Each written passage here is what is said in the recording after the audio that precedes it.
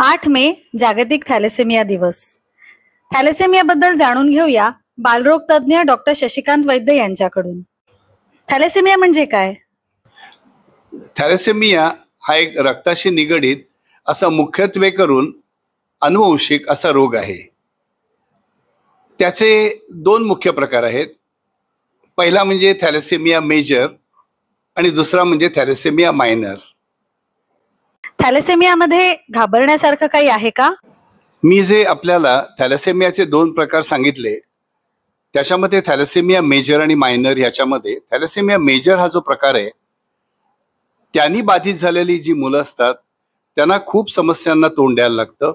एक तर ती अल्पायुषी असू शकतात, दुसरं म्हणजे त्यांच्या रक्ताचं प्रमाण सतत कमी झाल्यामुळे त्यांना साधारणपणे 2 ते 3 आठवड्यानंतर फ्रेश रक्ताचा पुरवठा करायला लागतो.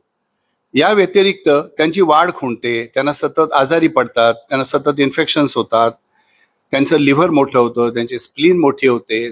या बऱ्याचशा समस्यांना त्यांना तोंड द्यायला लागतं.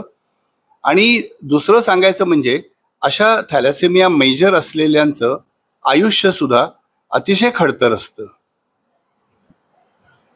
मला सांगावंसं वाटतंय की आपल्या भारतामध्ये आज मितीला जवळजवळ थॅलेसेमिया मायनरचे 5 कोटीपेक्षा जास्त रुग्ण आहेत आणि थॅलेसेमिया मेजरचे तर हजारो रुग्ण आहेत.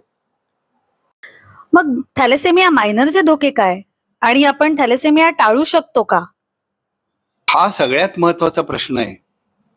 थॅलेसेमिया मायनर एखाद्या व्यक्तीला जर असेल, पतीला पत्नीला दोघांच्यापैकी कोणालाही एकाला, तर त्याच्या आयुष्याला काही त्रास होत नाही, त्याचं आयुष्य नेहमीप्रमाणे तो जगू शकतो. पण जर पती आणि पत्नी या दोघांनाही जर थॅलेसेमिया मायनर असेल तर त्यांना जे अपत्य होतं त्या अपत्याला प्रत्येक प्रेग्नन्सीच्या वेळी 25% धोका हा थॅलेसेमिया मेजर त्या अपत्याला होण्याचा असतो. आणि हा धोका प्रत्येक प्रसूतीच्या वेळी असतो. आणि मग मी तुम्हाला थॅलेसेमिया मेजर बद्दल मगाशीच सांगितलं.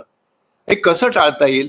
तर मला असं वाटतं की प्रत्येकाला जसं आपला रक्तगट ठाऊक असायला हवा तसं आपला थॅलेसेमियाची स्थिती म्हणजे आपण थॅलेसेमिया मायनर नाहीये ना हे तपास करून पॅथॉलॉजीकडे जाऊन त्याला HPLC म्हणून टेस्ट म्हणतात.